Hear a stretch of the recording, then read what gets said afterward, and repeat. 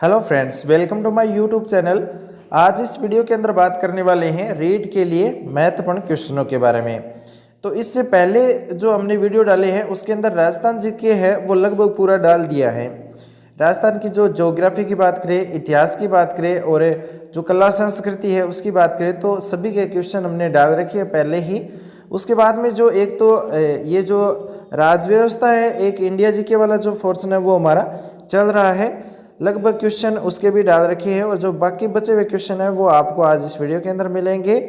और एनसीएफ जो नई शिक्षा नीति है, आरटी वाला एक्ट 2009 वाला है, जो एनसीएफ 2005 है, एनईपी 2020 है, तो इन सभी के जो क्वेश्चन है वो हमने डाल रखे हैं। वो क्वेश्चन आप ज़रूर देख लेना, वहाँ से क्वेश्चन ज़रूर आने वाले हैं। 4-5 क्वेश्चन पूछे जाते हैं प्रत्येक टॉपिक से, तो वो क्वेश्चन ज़रूर देख लेना आप। आज जो बचा हुआ पोर्शन है वो हम कंप्लीट करेंगे। आज का पहला क्वेश्चन है, भारत की संविधान निर्मात्री सभा के उपाध्यक्ष कौन थे। ये रीट लेवल 2 2022 में आया था क्वेश्चन कि भारत की संविधान निर्मात्री सभा के उपाध्यक्ष कौन थे। एक नंबर है डॉक्टर राजेंद्र प्रसाद, दूसरा है के मुंशी, तीसरा है एएन सिंधिया और 4 नंबर पर दे रखा है एचसी मुखर्जी। तो इसका जो सही आंसर है दोस्तों वो है एचसी मुखर्जी, जो भारत की संविधान निर्मात्री सभा के उपाध्यक्ष थे, एचसी मुखर्जी। कांग्रेस नेता थे एचसी मुखर्जी, जिनका जन्म बंगाल में हुआ था। संविधान सभा के निर्वाचित 25 जनवरी 1947 से निर्वाचित हुए थे और उपाध्यक्ष बनाए गए थे। ज्ञातव्य है कि फ्रैंक एंथोनी 9 दिसंबर 1946 को संविधान सभा के मनोनीत उपाध्यक्ष बनाए गए थे। उसके बाद में अगला क्वेश्चन है, पंडित जवाहरलाल नेहरू द्वारा प्रस्तावित उद्देश्य प्रस्ताव को संविधान सभा द्वारा कब स्वीकार किया गया था। ये 2021 में रीट लेवल 2 में पूछा गया क्वेश्चन है कि पंडित जवाहरलाल नेहरू द्वारा प्रस्तावित जो उद्देश्य प्रस्ताव था ना, उसको संविधान सभा द्वारा कब स्वीकार किया। एक नंबर है 9 दिसंबर 1946, दूसरा है 13 दिसंबर 1946, तीसरा ऑप्शन है 22 जनवरी 1947, चौथा ऑप्शन है 26 जनवरी 1947। तो दोस्तों इसका सही जो आंसर है ना, उद्देश्य प्रस्ताव है जवाहरलाल नेहरू का, वो स्वीकार किया गया था 22 जनवरी 1947 को। 22 जनवरी 1947 को उद्देश्य प्रस्ताव स्वीकार किया गया था। 13 दिसंबर 1946 को जवाहरलाल नेहरू द्वारा पेश किए गए उद्देश्य प्रस्ताव के साथ संविधान सभा की कार्रवाई प्रारंभ हुई। 22 जनवरी 1947 को उद्देश्य प्रस्ताव की स्वीकृति के बाद संविधान सभा ने संविधान निर्माण हेतु अनेक समितियां नियुक्त की थी। उसके बाद में अगला क्वेश्चन है, संविधान सभा की प्रथम बैठक कब हुई थी। ये आरटीईटी यानी आरटेट के अंदर पूछा है और उसके बाद में पीटीए एग्जाम के अंदर पूछा है कि संविधान सभा की प्रथम बैठक कब हुई थी। तो एक नंबर है 9 नवंबर 1947, दूसरा है 9 दिसंबर 1947, तीसरा है 9 दिसंबर 1946, चौथा ऑप्शन है 9 नवंबर 1946। तो इसका सही आंसर है 9 दिसंबर 1946 को संविधान सभा की प्रथम बैठक हुई थी। 9 दिसंबर 1946 को 3 नंबर ऑप्शन सही हो जाएगा। उसके बाद में इसकी व्याख्या देखें तो संविधान सभा की प्रथम बैठक 9 दिसंबर 1946 को सबसे वयोवृद्ध सदस्य सच्चिदानंद सिंधिया की अध्यक्षता में, इसके जो अस्थायी अध्यक्ष थे सच्चिदानंद सिंधिया, और नई दिल्ली के स्थित कौंसिल चैम्बर के पुस्तकालय भवन में हुई थी और मुस्लिम लीग ने इसका बहिष्कार भी किया था। ये व्याख्या महत्वपूर्ण है। उसके बाद में दोस्तों अगला क्वेश्चन है, भारत में संविधान दिवस कब मनाया जाता है। रीट लेवल 2 2021 में क्वेश्चन आया है कि भारत में संविधान दिवस कब मनाया जाता है। तो आप सभी जानते हैं 26 नवंबर को संविधान दिवस के रूप में मनाया जाता है। 26 नवंबर 1949 को मिति मार्गशीर्ष शुक्ला सप्तमी संवत 2006 विक्रमी को भारतीय संविधान को अंगीकृत, अधिनियमित और आत्मार्पित किया गया था। अतः 26 नवंबर को संविधान दिवस के रूप में मनाया जाता है। उसके बाद में अगला क्वेश्चन है, भारतीय संविधान को अंगीकृत कब किया गया था। आरटेट लेवल 2 2012 में क्वेश्चन आया है कि भारतीय संविधान को अंगीकृत कब किया गया था। तो संविधान सभा के द्वारा भारतीय संविधान को अंगीकृत किया गया था, यह आपको ध्यान रखना है। संविधान सभा द्वारा 26 नवंबर 1949 में मिति मार्गशीर्ष शुक्ला सप्तमी संवत 2006 विक्रमी को संविधान को अंगीकृत, अधिनियमित और आत्मार्पित किया गया था। और भारत के संविधान का कुछ भाग 26 नवंबर 1949 को से 26 जनवरी 1950 को लागू हुआ। इसी दिन 26 जनवरी 1950 को भारत को गणतंत्र घोषित कर प्रथम स्वतंत्र दिवस मनाया गया था। उसके बाद में अगला क्वेश्चन है, संविधान सभा किसके अंतर्गत स्थापित की गई थी। यूपी टेट के अंदर क्वेश्चन पूछा है कि संविधान सभा किसके अंतर्गत स्थापित की गई थी। 1 नंबर है क्रिप्स मिशन, दूसरा कैबिनेट मिशन, तीसरा है वेवेल प्लान, 4 नंबर है नेहरू रिपोर्ट। तो इसका सही आंसर है दोस्तों कैबिनेट मिशन के अंतर्गत देखो स्थापित की गई थी संविधान सभा में। उसके बाद में इसका 2 नंबर आंसर है वो सही है। उसके बाद में अगला क्वेश्चन है भारत के संविधान की 8वीं अनुसूची में अनुसूचित भाषाओं की सही समूह कौन सा है, तो वो है संथाली, हिंदी और संस्कृत। ये रीट लेवल 2 2022 में क्वेश्चन आया था अनुसूची से कि भारत के संविधान की 8वीं अनुसूची में अनुसूचित भाषाओं के सही समूह कौन सा है, तो संथाली, हिंदी और संस्कृत। अब देखो अनुसूची एक साथ देख लेते हैं। पहली अनुसूची में राज्य और संघ राज्य क्षेत्र का वर्णन है, दूसरी अनुसूची में मुख्य पदाधिकारियों के वेतन भत्ते का जिक्र किया है, तीसरी में व्यवस्थापिका सदस्य, मंत्री, नियंत्रण, महालेखा परीक्षण, न्यायाधीशों आदि के लिए शपथ के लिए जो प्रतिज्ञान है उसका प्रारूप तैयार किया गया है तीसरी अनुसूची में। चौथी में राज्यसभा में स्थानों का आवंटन है। 5वीं अनुसूची में अनुसूचित क्षेत्रों और जनजातियों से संबंधित उपलब्ध उपबंध है। 6ठी अनुसूची में असम, मेघालय, त्रिपुरा, मिजोरम राज्य के जनजातीय क्षेत्रों के विषय में उपलब्ध उपबंध है। और 7वीं अनुसूची विषयों से संबंधित है, संघ राज्य एवं समवर्ती सूची। 8वीं अनुसूची की बात करें तो 22 भाषाओं का उल्लेख है। मूल रूप से इनमें 12 भाषाएं हैं, असमिया, बांग्ला, गुजराती, हिंदी, कन्नड़, कश्मीरी, मलयालम, मराठी, उड़िया, पंजाबी, संस्कृत, तेलुगु, उर्दू आदि भाषाएं इसके अंदर। और सिंधी को 1967 में, कोंकणी, नेपाली, मणिपुरी को 1992 में और मैथिली, बोडो, डोगरी और संताली को 2004 में शामिल किया गया था। 9वीं अनुसूची, ये जो 8वीं अनुसूची है यह महत्वपूर्ण है, 22 भाषा का उल्लेख है इसके अंदर। 9वीं अनुसूची है ना, इसमें भूमि सुधार संबंधित अधिनियम है। ये प्रथम संविधान संशोधन अधिनियम 1951 द्वारा जोड़ी गई थी। इसमें सम्मिलित विषयों को न्यायालय में चुनौती नहीं दी जा सकती। इसी कारण वर्तमान में इस अनुसूची में संविधान की मूल भावनाओं के विपरीत अधिनियम डाल दिए गए हैं। 10वीं अनुसूची की बात करें तो दल परिवर्तन संबंधित उपबंध है। 11वीं अनुसूची में पंचायती राज अधिनियम है और 12वीं अनुसूची में नगरपालिका अधिनियम है। भारतीय संविधान, अगला जो क्वेश्चन है, भारतीय संविधान में संघ में अवशिष्ट शक्तियों निहित करके किसका अनुसरण किया गया है, तो ये भी रीट लेवल 2 में 2022 में पूछा है कि कनाडा की प्रणाली का। ठीक है, कनाडा की प्रणाली है, इसका संविधान में संघ में अवशिष्ट शक्तियों निहित करके इसका अनुसरण किया है, कनाडा की प्रणाली का। भारतीय संविधान की विशेषता जो अन्य देशों के संविधान से ग्रहण की गई है, जो निम्नलिखित है। ये 1935 है ना, भारत शासन अधिनियम में यह महत्वपूर्ण है। संघीय व्यवस्था है इसके अंदर, राज्यपाल का कार्यालय और न्यायपालिका का ढांचा है, लोक सेवा आयोग है, आपातकालिक उपबंध है, शक्तियों के वितरण की 3 सूचियाँ इसमें हैं। ब्रिटेन की बात करें, संसदीय शासन है, मंत्रिमंडल का लोकसभा के प्रति सामूहिक उत्तरदायित्व है, परमाधिकार रिटे हैं और द्विसदनवाद विधि निर्माण प्रक्रिया है, संसदीय विशेषाधिकार है, औपचारिक प्रधान के रूप में राष्ट्रपति है, इकहरी नागरिकता है, विधि का शासन है। उसके बाद में देखो आयरलैंड नीति निर्देशक तत्व है, राष्ट्रपति की निर्वाचन पद्धति और राज्यसभा के मनोनीत सदस्य है, यह आयरलैंड से लिया है। ऑस्ट्रेलिया से प्रस्तावना की भाषा ली है, समवर्ती सूची है, केंद्र एवं राज्य के बीच संबंध और शक्तियों का विभाजन भी ऑस्ट्रेलिया से लिया गया है। अमेरिका से मौलिक अधिकार है, उपराष्ट्रपति है, सर्वोच्च न्यायालय का गठन शक्तियाँ हैं, स्वतंत्र न्यायपालिका है, न्यायिक पुनर्विलोकन है और संविधान की सर्वोच्चता है, निर्वाचन राष्ट्रपति और उस पर महाभियोग है, उच्चतम व उच्च न्यायालयों को हटाने की विधि है, वित्तीय आपातकाल हम भारत के लोग हैं, ये अमेरिका से लिया गया है। रूस से देखो बच्चा रूस जाता है ना, मूल कर्तव्य, पंचवर्षीय योजना, प्रस्तावना में सामाजिक, आर्थिक व राजनीतिक न्यायालय का आदर्श। उसके बाद में कनाडा से संघीय व्यवस्था ली गई है, अवशिष्ट शक्ति है, 7वीं अनुसूची ली गई है। केंद्र सरकार द्वारा राज्यपालों की नियुक्ति भी कनाडा से ली गई है। दक्षिण अफ्रीका की बात करें तो संशोधन प्रक्रिया, राज्यसभा के सदस्यों का निर्वाचन, जर्मनी से आपातकालीन संबंध लिया है, फ्रांस से गणतंत्र, स्वतंत्रता, समता और बंधुता के आदर्श और जापान से कानून द्वारा स्थापित शताब्दी ली गई है। ये महत्वपूर्ण है दोस्तों, यहाँ से क्वेश्चन जरूर पूछा जाता है। उसके बाद में अगला क्वेश्चन देखो, भारत के संविधान में संशोधन करने की शक्ति किसे प्राप्त है। रीट लेवल 2 2022 में क्वेश्चन आया था, तो संसद को, यानी कि दोस्तों संविधान के अंदर कोई भी संशोधन करना है तो सिर्फ संसद की अनुमति होगी और संसद के द्वारा ही संशोधन किया जाएगा, अन्यथा उसके अंदर कोई भी संशोधन नहीं कर सकता संविधान के अंदर, ये संसद ही कर सकती है। ठीक है, अब देखो संविधान संशोधन के विधेयक को संसद के दोनों सदनों द्वारा पृथक पृथक अपने कुल बहुमत तथा उपस्थित मतदान में भाग लेने वाले सदस्यों को 2/3 बहुमत से पारित होने के बाद उस पर राष्ट्रपति के हस्ताक्षर होने पर वह विधेयक भी संविधान का अंग बन सकता है। उसके बाद में देखो रीट लेवल 2 2022 में क्वेश्चन पूछा गया था कि कौन से संवैधानिक संशोधन के आधार पर मताधिकार के लिए न्यूनतम आवश्यक आयु 21 वर्ष से घटा करके 18 वर्ष कर दी गई है। तो 61वें संविधान संशोधन के द्वारा, ठीक है, 61वां जो संविधान संशोधन है दोस्तों, इसके द्वारा 21 वर्ष से घटा करके 18 वर्ष कर दी गई थी न्यूनतम आयु वोट देने के लिए, मताधिकार के लिए, ठीक है।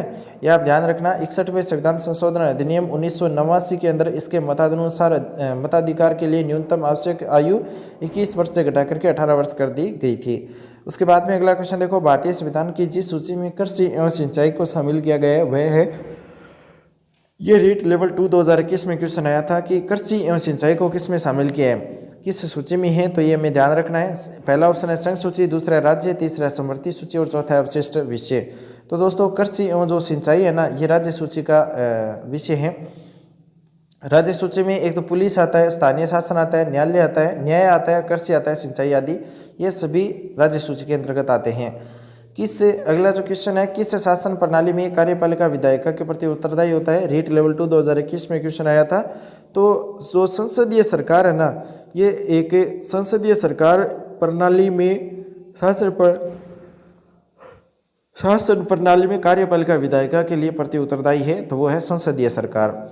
भारतीय संविधान केंद्र और राज्य में संसदात्मक शासन प्रणाली की व्यवस्था करता है। इस प्रणाली में कार्यपालिका अध्यक्ष राज्य करता है और शासन नहीं करता है। कार्यपालिका अध्यक्ष नाम मात्र का अधिकारी होता है और उसकी सारी शक्तियों का वास्तविक प्रयोग मंत्रिमंडल करता है, जिसका नेतृत्व प्रधानमंत्री करता है। मंत्रिमंडल के सभी सदस्य विधानमंडल के सदस्य होते हैं और संसद के प्रति संयुक्त रूप से उत्तरदायी भी होते हैं। उसके बाद में अगला क्वेश्चन देखो, भारत के संविधान की प्रस्तावना में दिए गए आश्वासनों का सही क्रम कौन सा है। रीट लेवल 2 2022 में क्वेश्चन आया था। तो पहले आएगा न्याय, उसके बाद में स्वतंत्रता, समता और बंधुता। देखो भारतीय संविधान के अंदर जो प्रस्तावना है ना, सभी जो बुक खरीदते आप एनसीईआरटी के, उसके पहले पृष्ठ में या लास्ट में आपको प्रस्तावना लिखी हुई मिलती है। तो उसके अंदर जो आश्वासन दिए गए थे, न्याय करेंगे, स्वतंत्रता होगी, समानता, बंधुता, तो उनका जो क्रम है ना शब्दों का, वो कौन सा है। तो ये सही है 3 नंबर पर, न्याय, स्वतंत्रता और समता और बंधुता।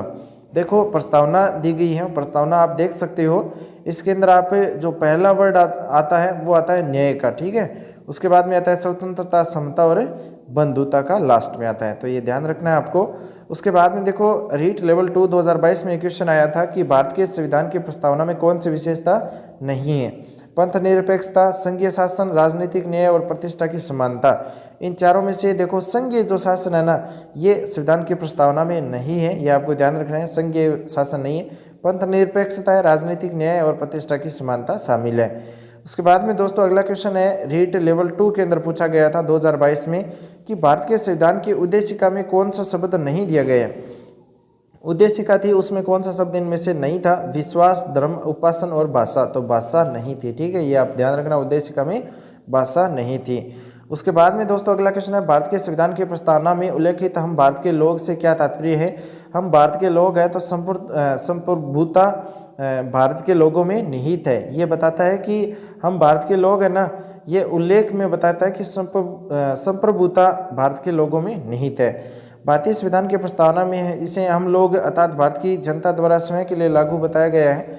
और अतः भारत में राजनीतिक शक्ति का स्रोत हम लोग अर्थात भारत की जनता ही है। भारत में वेद प्रभुता भारत के लोगों और भारतीय संविधान में निहित है।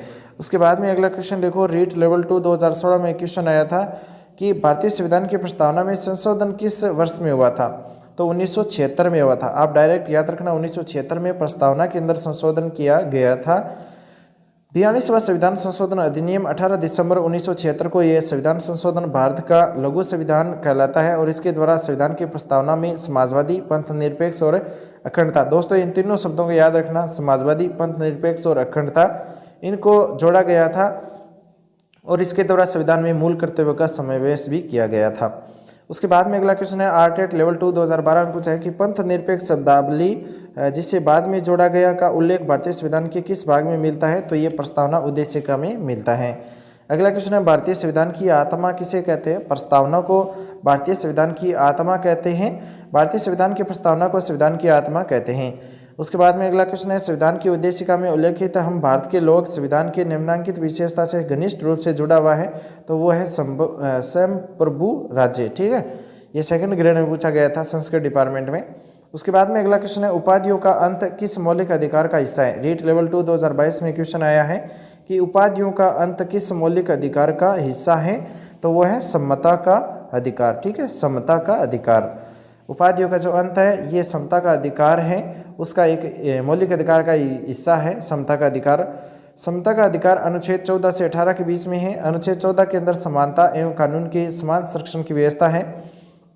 अनुच्छेद 15 के अंदर धर्म, मूलवंश, जाति, लिंग या जन्म स्थान के आधार पर विभेद का प्रतिषेध है। अनुच्छेद 16 में लोगों को लोक नियोजन में अवसर की समानता है।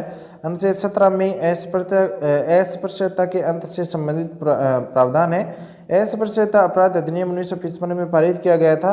अनुच्छेद 18 के अंदर शैक्षिक एवं सैन्य क्षेत्र के अतिरिक्त राज्य द्वारा दी जाने वाले अन्य किसी भी उपाधियों का निषेध है। ठीक है, ये 18 के अंदर है। रीट लेवल 2 2022 में क्वेश्चन आया था कि संपत्ति का अधिकार वर्तमान में भारत के संविधान के किस अनुच्छेद में वर्णित है। तो संपत्ति का जो अधिकार है ना, ये भारत के संविधान के किस अनुच्छेद में है, तो एक नंबर 224 का है, दूसरा है 290 का है, तीसरा है 300 का है और चौथा है 312 का है। तो इसका राइट आंसर है दोस्तों 300 का है। संपत्ति का जो अधिकार है वो वर्तमान में भारत के संविधान के अनुच्छेद 300 क में समाहित है। संपत्ति का जो अधिकार है वो अनुच्छेद 31, ये अधिकार अब मौलिक अधिकार नहीं है पर संवैधानिक अधिकार है। 1978 में प्रधानमंत्री मोरारजी देसाई के समय 44वें संविधान संशोधन अधिनियम द्वारा मौलिक अधिकारों से इसका निरसन कर दिया गया था और अनुच्छेद 19 1 6 व अनुच्छेद 31 संविधान से निश्चित व संविधान के भाग 12 में एक नया अध्याय 4 जोड़ दिया। ठीक है, अब अनुच्छेद 300 के अधीन यह एक विधिक अधिकार है। उसके बाद में दोस्तों अगला क्वेश्चन है, रीट लेवल 2 2018 में क्वेश्चन आया था कि भारत के संविधान के किस अनुच्छेद के अंतर्गत अस्पृश्यता को समाप्त किया गया है। तो एक नंबर है अनुच्छेद 16, दूसरा है अनुच्छेद 17, तीसरा है अनुच्छेद 18 और चौथा है अनुच्छेद 19। तो इसका राइट आंसर है दोस्तों अनुच्छेद 19 है ना, भारत के संविधान के अनुच्छेद 17 के अंतर्गत अस्पृश्यता को समाप्त किया गया है। उसके बाद में अगला क्वेश्चन है, कौन से संविधान संशोधन के द्वारा बच्चों के अंदर 6 से 14 वर्ष के जो बच्चे हैं उनको मुफ्त व अनिवार्य शिक्षा को मूलभूत अधिकारों के रूप में जोड़ा गया है। यह रीट लेवल 2 2022 में क्वेश्चन आया था।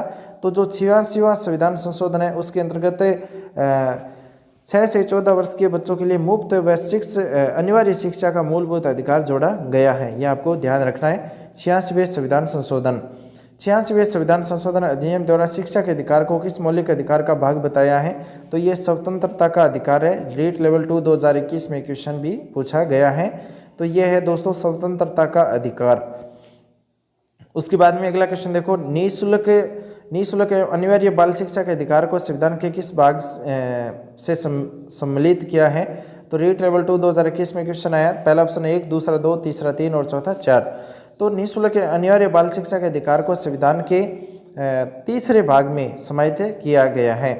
3 नंबर ऑप्शन सही हो जाएगा। उसके बाद में अगला क्वेश्चन देखो, बालकों के अधिकार बिल 1992 का कौन सा अनुच्छेद यह कहता है कि मुझे मेरे अधिकारों को जानने का अधिकार है। यह आरटेट लेवल 2 2012 में क्वेश्चन पूछा गया था कि बालकों के अधिकार बिल 1992 का कौन सा अनुच्छेद यह कहता है कि मुझे मेरे अधिकारों को जानने का अधिकार है। तो पहला ऑप्शन है अनुच्छेद 42, दूसरा अनुच्छेद 12 और 13 और तीसरा अनुच्छेद 23, 28 और 29। चौथा ऑप्शन है अनुच्छेद 36। तो इसका राइट आंसर है दोस्तों अनुच्छेद 42। यानी कि दोस्तों बालकों के अधिकार बिल 1992 का जो अनुच्छेद 42 है ना, ये कहता है कि मुझे मेरे अधिकारों को जानने का अधिकार है, अनुच्छेद 42।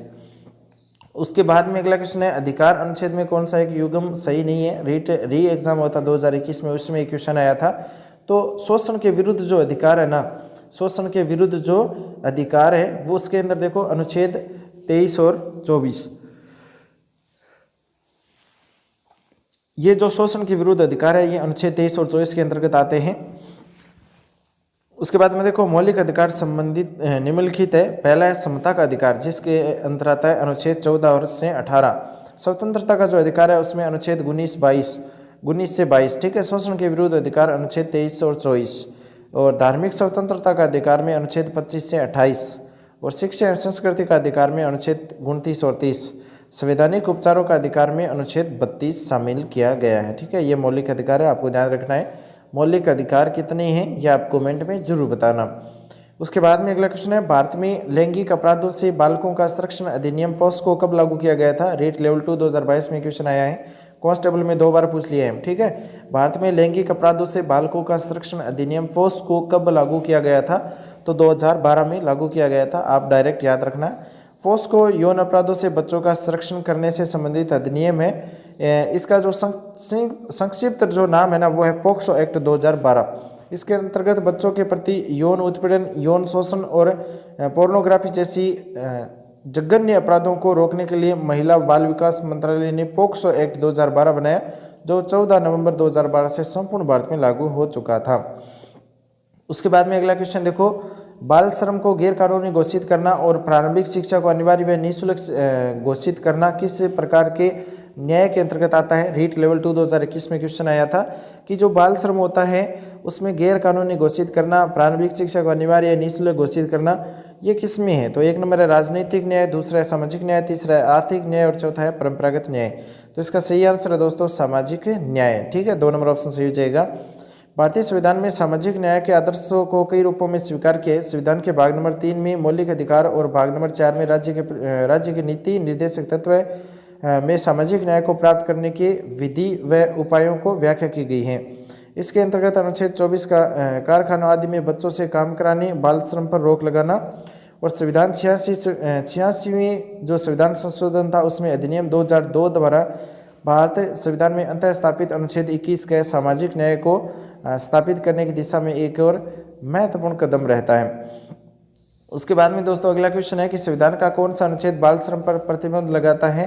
तो अनुच्छेद आप जानते हैं 24(3 है ना, 24(3। रीट लेवल 2 के अंदर ये क्वेश्चन 2011 में है, RAS प्री 2007 में पूछा है कि संविधान का कौन सा अनुच्छेद बाल श्रम पर प्रतिबंध लगाता है? तो अनुच्छेद 24(3 लगाता है, ठीक है। अनुच्छेद 24 है, ये संविधान के भाग 3 में है और मौलिक अधिकारों के अंतर्गत शोषण के विरुद्ध अधिकार में बालकों के कारखाने आदि में नियोजन का प्रतिषेध करता है। इसके अंतर्गत 14 वर्ष से कम आयु के किसी बालक को कारखाने व खान या किसी अन्य परिसंकट में नियोजन में नहीं लगाया जाएगा, ये आपको ध्यान रखना है। उसके बाद में अगला जो क्वेश्चन है, राष्ट्रीय बाल अधिकार संरक्षण आयोग में न्यूनतम कितने महिला सदस्य होना अनिवार्य है? रीट लेवल 2 2022 में क्वेश्चन आया था कि राष्ट्रीय बाल अधिकार संरक्षण आयोग में न्यूनतम कितने महिला सदस्य होना अनिवार्य है? तो 2 महिलाएं होना अनिवार्य है, ठीक है। राष्ट्रीय बाल अधिकार संरक्षण आयोग के अंदर राष्ट्रीय बाल अधिकार संरक्षण आयोग NCPCR की स्थापना 2007 में बाल अधिकार संरक्षण आयोग CPCR अधिनियम 2005 और संसद के एक अधिनियम दिसंबर 2005 के तहत की गई थी। राष्ट्रीय बाल अधिकार संरक्षण आयोग में एक अध्यक्ष और 6 सदस्य जिसमें से कम 2 महिलाएं होते हैं। ज्ञातव्य है कि राजस्थान राज्य बाल अधिकार संरक्षण आयोग एक स्वतंत्र राज्य स्तरीय वैधानिक प्राधिकरण है जिसका गठन की मंजूरी 9 जून 2009 को राज्य सरकार द्वारा बाल अधिकार संरक्षण आयोग अधिनियम 2005 की धारा 17 के अंतर्गत दिनांक 23 फरवरी 2010 को की गई थी। उसके बाद में दोस्तों अगला क्वेश्चन है, राष्ट्रीय बाल श्रम उन्मूलन प्राधिकरण की स्थापना कब की गई थी? रीट लेवल 1 2016 में क्वेश्चन पूछा है कि राष्ट्रीय बाल श्रम उन्मूलन प्राधिकरण की स्थापना कब की गई थी? तो 1 नंबर 16 अगस्त 1996, दूसरा है 5 जून 1990, तीसरा है 22 जुलाई 2002 और चौथा ऑप्शन है 26 सितंबर 1994। तो इसका राइट आंसर दोस्तों 26 सितंबर 1994 को राष्ट्रीय बाल श्रम उन्मूलन प्राधिकरण की स्थापना की गई थी, 26 सितंबर 1994। बाल श्रम के उन्मूलन हेतु 26 सितंबर 1994 को एक राष्ट्रीय बाल श्रम उन्मूलन प्राधिकरण की स्थापना की गई थी और बाल अधिकारों के संरक्षण हेतु राष्ट्रीय आयोग NCPCR की स्थापना मार्च 2007 में की गई थी जिसका मुख्यालय नई दिल्ली में है। उसके बाद में देखो, लड़कियां सड़क पर समूह बनाकर या चुपचाप चलती है क्योंकि वे सुरक्षित महसूस नहीं करती है, ठीक है। ये आप ध्यान रखना, इस प्रकार के क्वेश्चन भी पूछ लेते हैं। पहला उनकी आदत है, अपने काम से मतलब रखती हैं, उपरोक्त सभी, तो वे सुरक्षित महसूस नहीं करती है, इस वजह से लड़कियां समूह बना करके चुपचाप सड़कों पर चलती हैं। और उसके बाद में है, भारत में मतदान के दौरान मतदान केंद्र पर मतदाता रजिस्टर का प्रभावी कौन होता है? तो रीट लेवल 2 2021 में क्वेश्चन पूछा है। द्वितीय मतदाता अधिकारी है ना, ये प्रभारी होता है मतदान रजिस्टर का, ठीक है। द्वितीय मतदान अधिकारी। प्रथम मतदान अधिकारी पहचान पत्र मिलान का कार्य करता है। द्वितीय मतदान अधिकारी मतदाता रजिस्टर को संबोधित करता है और यही मतदाता रजिस्टर का प्रभावी होता है। उसके बाद में अगला क्वेश्चन देखो, सुव्यवस्थित मतदाता शिक्षा व निर्वाचन सहभागिता हेतु स्वीप कार्यक्रम कब शुरू किया गया था? रीट लेवल 2 2021 में क्वेश्चन पूछा है, तो ये 2009 में शुरू किया गया था। सुव्यवस्थित मतदाता शिक्षा एवं निर्वाचन सहभागिता हेतु स्वीप कार्यक्रम है वो 2009 में शुरू किया गया था। सुव्यवस्थित मतदाता शिक्षा एवं निर्वाचन सहभागिता हेतु स्वीप कार्यक्रम 2009 में शुरू किया गया। यह भारत में मतदाता शिक्षा, मतदाता जागरूकता का प्रचार प्रसार करने एवं मतदाता की जानकारी बढ़ाने के लिए प्रमुख कार्यक्रम था। उसके बाद में अगला क्वेश्चन है, भारत में राष्ट्रीय मतदाता दिवस कब मनाया जाता है? रीट लेवल 2 2021 में क्वेश्चन पूछा था कि भारत में राष्ट्रीय मतदाता दिवस कब मनाया जाता है। तो इसका राइट आंसर है दोस्तों 25 जनवरी को। 25 जनवरी को भारत में राष्ट्रीय मतदाता दिवस मनाया जाता है। डायरेक्ट याद रखना 25 जनवरी और 26 जनवरी। 26 जनवरी से एक दिन पहले है भारत में राष्ट्रीय मतदाता दिवस। भारत सरकार ने वर्ष 2011 में हर चुनाव में लोगों की भागीदारी बढ़ाने के लिए निर्वाचन आयोग की स्थापना दिवस 25 जनवरी को ही राष्ट्रीय मतदाता दिवस के रूप में मनाने की शुरुआत कर दी और 2011 से ही हर साल 25 जनवरी को राष्ट्रीय मतदाता दिवस मनाया जाता है। उसके बाद में अगला क्वेश्चन है, रीट 2022 में पूछा है, 24 जुलाई 2022 को एग्जाम हुआ था, उसमें स्वीप संबंधित है। तो स्वीप है वो मतदाता जागरूकता कार्यक्रम से संबंधित है। मतदाता जागरूकता कार्यक्रम से संबंधित है स्वीप। उसके बाद में अगला क्वेश्चन देखो, भारत में निर्वाचन हेतु निम्न में से कौन सी निर्वाचन प्रणाली अपनाई गई थी? तो वयस्क मताधिकार के आधार पर प्रत्यक्ष निर्वाचन प्रणाली है उसको अपनाया गया था। मताधिकार से आशय है कि लोकतंत्रात्मक शासन व्यवस्था में वोट देने का अधिकार, और भारत में मताधिकार की आयु 21 वर्ष थी, परंतु 61वें संविधान संशोधन द्वारा 1988 में 28 मार्च 1989 लागू हुआ था। इसे 21 वर्ष से घटा करके 18 वर्ष कर दी गई है। भारत में आम चुनाव किस सिद्धांत पर आधारित है? तो भारत में जो आम चुनाव किए जाते हैं वो प्रादेशिक प्रतिनिधित्व सिद्धांत पर काम करता है आम चुनाव भारत के। ठीक है, अनुच्छेद 325 के अनुसार संसद के प्रत्येक सदन राज्य के विधानमंडल सदस्य के लिए निर्वाचन के लिए प्रत्येक प्रादेशिक निर्वाचन क्षेत्र के लिए एक साधारण निर्वाचन नामावली होगी, जिसके सभी सदस्यों को निर्वाचन में अपना मत देने का अधिकार होगा। और इस प्रकार भारत में आम चुनाव सार्वभौमिक वयस्क मताधिकार के आधार पर प्रादेशिक प्रतिनिधित्व प्रणाली पर आधारित होते हैं। उसके बाद में अगला क्वेश्चन देखो, डाक मतदान को अन्यथा क्या कहा जाता है? ठीक है, तो उन्हें प्रोक्स मतदान कहते हैं। डाक मतदान होता है ना, डाक से मतदान करते हैं जो बाहर रहते हैं वो, तो वो प्रोक्स मतदान होता है। डाक मतदान अनुपस्थित मतदान का एक प्रकार है, जिसमें सशरीर उपस्थित होकर मतदान के बजाय डाक द्वारा मतपत्र भरकर भेजा जाता है। इसे अन्यथा प्रोक्स मतदान कहा जाता है। उसके बाद में आज का लास्ट क्वेश्चन है कि लोकसभा के हर क्षेत्र से चुने गए प्रतिनिधि को कहा जाता है। तो लोकसभा के अंदर जो प्रत्येक क्षेत्र से जो प्रतिनिधि आते हैं वो देखो, पहला विधायक, दूसरा सांसद, तीसरा महापौर, चौथा है मेंबर। तो सांसद आता है लोकसभा में, कौन होता है? सांसद होता है। राज्यसभा में होता है विधायक। तो ये आप ध्यान रखना, सांसद है वो लोकसभा से प्रत्येक क्षेत्र से चुन करके आता है सांसद, इसका राइट आंसर हो जाएगा। दोस्तों आज आपको ये जो रीट के लिए महत्वपूर्ण क्वेश्चन थे, रीट में पुराने जो पूछे गए क्वेश्चन थे, ये आपको कैसे लगे कमेंट में बताना। साथ ही इस वीडियो को लाइक करके अपने दोस्तों के साथ शेयर जरूर कर ले। चैनल पर आप नए हैं, किसी भी एग्जाम की तैयारी करते हैं राजस्थान लेवल की, तो आप चैनल को सब्सक्राइब जरूर कर लेना। आपको इसी चैनल पर महत्वपूर्ण क्वेश्चन मिलते रहेंगे। मिलेंगे नेक्स्ट वीडियो में नई जानकारी के साथ में। Thanks for watching. आपका दिन शुभ हो।